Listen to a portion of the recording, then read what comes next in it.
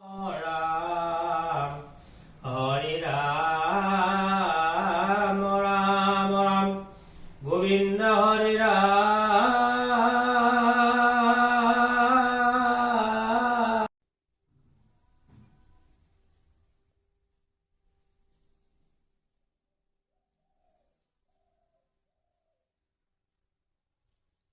Good morning সকলোকে মোৰ পেজৰ চেনেলটোলৈ স্বাগতম। মায়ে প্ৰসাদখিনি ধুম বুলি কৈছিলে, মই বোলো নাই মই ধুম দিয়ক, তেওঁতো ইমান গৰমত থাকিব নোৱাৰিব, সেইকাৰণে ডাইৰেক্ট গা ধুই আহি চাদৰ মেখেলা পিন্ধি বোলো লাগি যাওঁ। আজি মোৰ দায়িত্ব আছে, কৰোঁ আৰু দেই। আজি দেউতাৰ যিহেতু শ্ৰাদ্ধ হয়, তেওঁ য'তে আছে সদায় ভালে থাকক সেইটোৱে বিচাৰোঁ। আৰু এয়া দেখিছে জোল বৈ গৈছেগৈ। লাইফত প্ৰথম এনেকুৱা ঘৰত খাবলৈ ফল মূল কাটোঁ, কিন্তু এনেকৈ কাটি পোৱা নাই। কিন্তু লগৰটো লাগিব ন, গধুৰ দায়িত্ব কেতিয়াবা মাকটো কৰিব দিব নোৱাৰি। এয়া গা চা ধুই ৰেডি, আইতাৰ পাছত থৈ আহিছোঁ, নহ'লে এইটো খাওঁ সেইটো খাওঁ কৰি দিব, ভয় লাগে ন। কৰি লৈছোঁ আৰু কামকেইটা। যিজনে আমাক ইমান দি থৈ গ'ল, তেওঁৰ কাৰণে যদি আমি কৰিব নোৱাৰোঁ, কোনে কৰিব ন।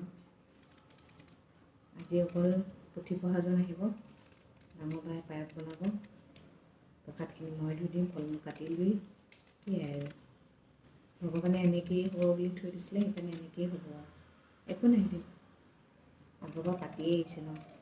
এতিয়া মাৰ অপাৰেশ্যন কৰিব লগা নহ'ল বুলি কালিতে আহি পাইছোঁ পটককৈ, চব ঠিক ঠাক কৰিব নোৱাৰি ন।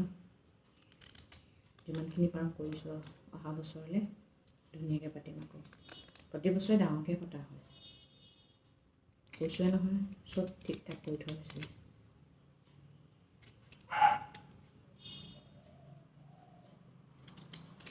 কাটি মেলি হৈ গ'ল, এইফালে আদা কাটিলোঁ, এতিয়া এইখিনি ঢাকি থওঁ, এইখিনি ঢাকি থওঁ। ধুই আছোঁ জানে কম কমকৈ, ইজ্জতৰ চাৱাল ভাই। ধুই দিলোঁ দেই, মগু ধুলোঁ, এইফালে বুট ধুই হৈ গ'ল। এতিয়া মই তললৈ যাওঁ, ঢাকি দিছোঁ। নাৰিকল, আদা, পুঠি পঢ়া টকা বিচাৰি ফুৰি, এটকা বিচাৰি পাবলৈ নাই, এনেকৈ এটকা ধেৰ কৰি থাকে। এতিয়া এটকীয়া নাইছে, এইবোৰ চব্জিটো তৈয়াৰ হৈছে, মই এটা পাইছোঁ।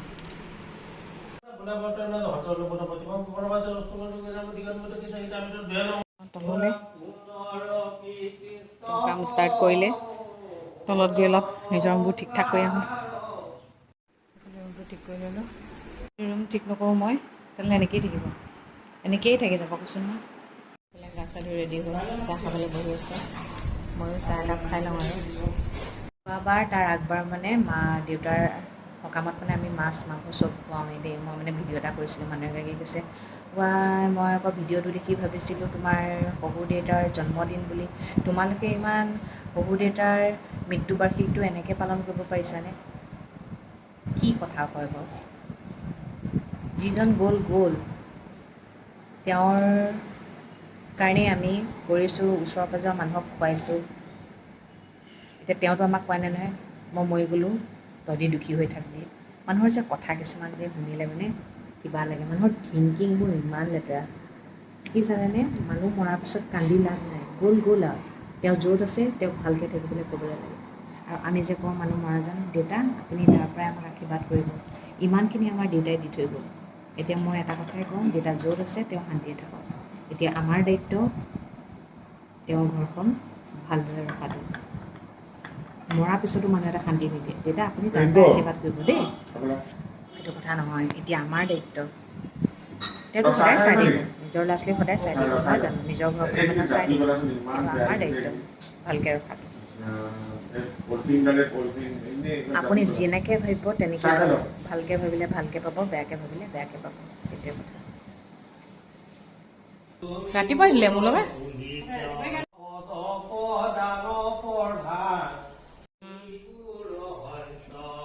ক্লিপবোৰ নালাগে মা।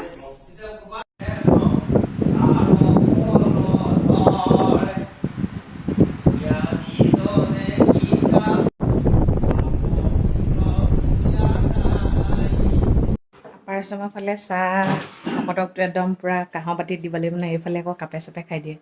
কিন্তু মই যিটো শিকি আহিছোঁ মই সেইটোৱে কৰিবলৈ লৈছোঁ আৰু কাঁহৰ বাতিতে দিম। এইফালে পায়স আমাৰ ডাঙৰ দাই বনাইছে দেই আজি। কিয় জানানে, মানুহ মতা নাই, কিন্তু মানুহবোৰৰ ঘৰত দিব লাগিব যে। চাহ ৰেডি কৰি দিলোঁ, লালমোহন দিছোঁ, পায়স দিছোঁ। হৈ গ'ল আৰু দেই, এতিয়া কাপোৰ চাপোৰ খুলি লওঁ। 12টা বজাৰ আগতে চব শেষ হৈ গ'ল, ভাল লাগিছে। সেই ছোৱালী শুলেগৈ, কাপোৰ অলপ আছিলে ধুই ল'লোঁ। ৰ'দটো আজি কেনেকুৱা চোকা। যোৰহাটৰ পৰা আকৌ মাহীও পালেহি। তেওঁ মানে প্ৰত্যেকবাৰে আহেই, কিন্তু আহিব বুলি ভবা নাছিলোঁ, আহি পালেহি। কাহ হৈছে। বজাৰলৈ আহিলোঁ। আমাৰ ছোৱালী আজিকালি ইমান উৎপাত মানে নহয়, কি ক'ম আৰু, ক'বলৈ ভাষা নাই আৰু। য'তে ত'তে যেতিয়া তেতিয়া দুখেই পাই থাকে, নিজে দুখ পাই লয় মানে। খাবলৈ মন নকৰা হৈছে।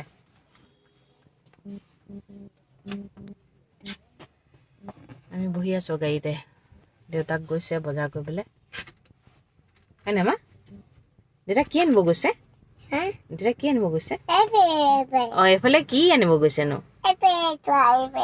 অঁ, এইফালে চাই আছোঁ। দেউতা অঁ, বুজি পাইছোঁ আকৌ, কিয় নাই পোৱা? কি আনিব গৈছে দেউতা? অঁ, দেখিতো। তুমি যে দুষ্ট কামবোৰ কৰি থাকা কিয়? দুষ্ট কামবোৰ কৰি থাকা। কালি যে ইয়াত দাঁতত দুখ পাই গৈছা, ওঁঠত দুখ পাই গৈছা। হা? অঁ, তেজ ওলাই গৈছে।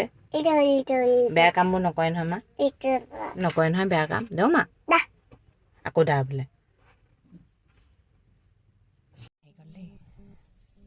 কোন আহিলে দেহা? ভিডিঅ' চাই বোলে লগ ধৰিবলৈ আহিছে ইয়াক। আজিৰ দিনটো এনেকেই গ'ল আৰু। দেউতাৰ 7 নম্বৰ আদ্য শ্ৰাদ্ধ আছিলে। এটা কথাই কওঁ আৰু, তেওঁ যথেষ্টখিনি কৰি থৈ গ'ল। তেওঁ কৰি থৈ যোৱাখিনিতে আমি আছোঁ। সেইকাৰণে তেওঁকতো অশেষ ধন্যবাদ দিবই লাগিব। আৰু তাৰ লগতে মানে কি, তেওঁ য'ত আছে তেওঁ সদায় ভালকৈ থাকক। তেওঁ আমাক আশীৰ্বাদ কৰিব নালাগে, তেওঁ সদায় ভালে থাকক। এতিয়া আমাৰ দায়িত্ব, আমি ঘৰখন ভালে ৰখাটো। তেওঁ যেনেকৈ ৰাখিছিলে, তাতকৈও যেন আমি ভাল কৰিব পাৰোঁ। মই মানুহজনক সেইটোকে কওঁ, তুমি যে দেউতাৰ ল'ৰা হয়, তাকে তুমি প্ৰমাণ কৰি দেখুওৱা। তোমাৰ দেউতাই যিমান কৰিছিলে, তুমি যদি দেউতাতকৈ দুগুণ কৰিব পাৰা, তেতিয়া মানুহে ক'ব, হয় দেউতাকৰে পুতেক হয় বুলি ন। দেউতাই যিখিনি দি থৈ গৈছে, অকল সেইখিনিতে খাই বৈ থাকিলে জানো হ'ব? ভগৱানে শক্তি দিয়ক। পাৰিব, কিয় নোৱাৰিব? আমি আছোঁ তেওঁৰ লগত। দেউতাৰ উপবাস চাই থাকক আৰু। নাজানো আৰু মানুহবোৰ মৰিলে ক'লৈনো যায়, কি কৰে ন? চায়নে নাচায় বা নিজৰ ঘৰৰ মানুহবোৰক চিনি পায়নে নাপায় বা। ধেৰ প্ৰশ্ন উঠে এইবোৰ, কিন্তু এইবোৰ ক'লে মানে মানুহে পগলা বুলিয়ে ক'ব। মনৰ কিছুমান কুৱেশ্যন মনতে ৰাখি দিওঁ আৰু। ইয়াই মাহী আইতাকৰ লগত খেলি আছে কৰিডৰত চিঞৰি। ঠিক আছে, তেন্তে আজিলৈ ইমানতে সমাপ্ত কৰিছোঁ। সদায় শিকোৱা দৰে কওঁ, ভগৱানে সকলোৱে মংগল কৰক, সকলো সদায় ভালে থাকক। Good night.